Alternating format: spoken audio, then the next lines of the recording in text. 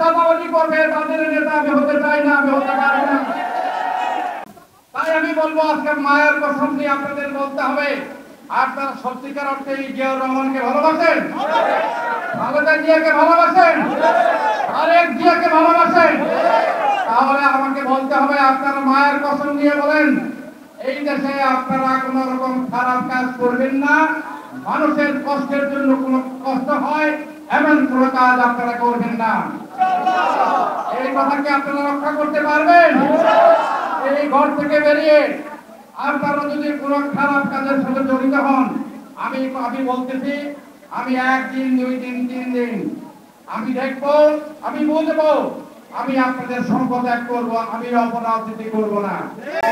আমি কোন দাউদ বাটপারের চাঁদাবাজের নেতা হতে চাই না। যারা দাউদ বাটপারি করবে, চাঁদাবাজি করবে তাদের নেতা আমি হতে চাই না, আমি হতে পারবো না।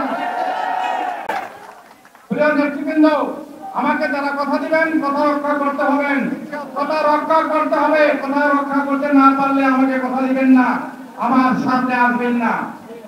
আমার হাজার হাজার মানুষের দরকার নাই, আমার কয়েকশো মানুষ হলে আমি আমার এই যুদ্ধে বিজয় অর্জন করতে পারবো। কারণ আমার ঈমান, আমার বিশ্বাস, আমার আদর্শ, আমার জাতীয়তাবাদী দলের বিশ্বাস, শহীদ জিয়ার প্রতি আস্থা, খালেদা জিয়ার প্রতি বিশ্বাস।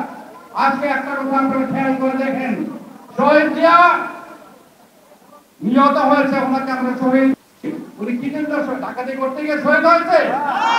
এই দেশের জন্য ৭১ যুদ্ধ করেছে, এই দেশের মানুষকে উনি গণতন্ত্র ফিরিয়ে দিয়েছে, এই দেশের মানুষকে উনি কথা বলার অধিকার ফিরিয়ে দিয়েছে, এই দেশের মানুষকে উনি ভোটের অধিকার ফিরিয়ে দিয়েছে।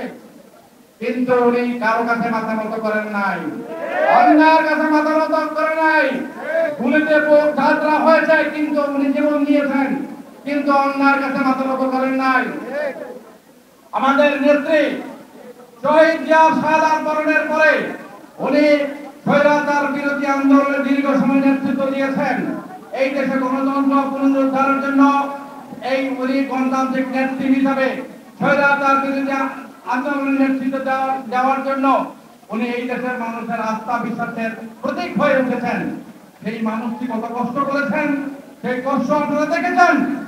তাকে বাড়ি ছাড়া করা হয়েছে, সেই ঘরে আমাদের নেতা তারেক রহমানের জন্ম হয়েছে।